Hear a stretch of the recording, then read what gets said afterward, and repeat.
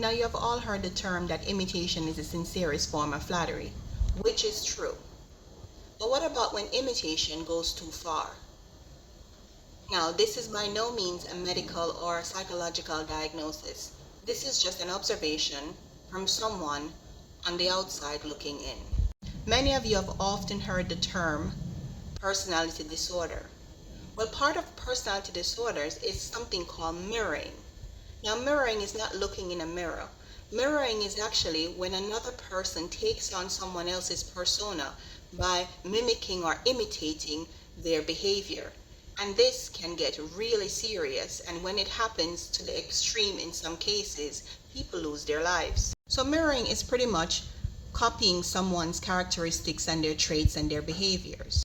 And then there is something that goes even further called borrowing a person's self-image. Now this is where it gets extreme.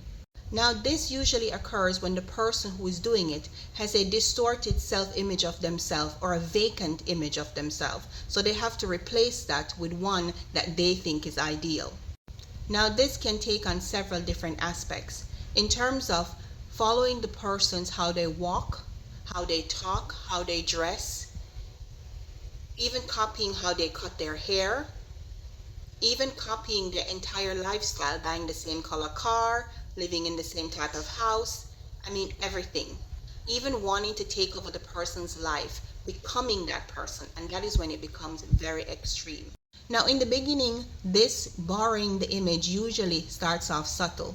It could be buying the same type of clothes or handbag, or liking the same type of coffee drink that the person likes. And then it becomes more extreme, getting the same tattoo, cutting and coloring your hair the same way, talking like the person, using the same verbiage, even wanting to date the person's ex or be with the person's current person that they're in a relationship with.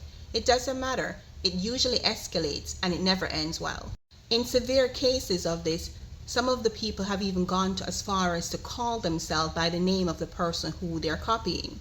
They would want to be referred to as that person because they think they're that person now, and they have completely lost all aspect of their own self-image.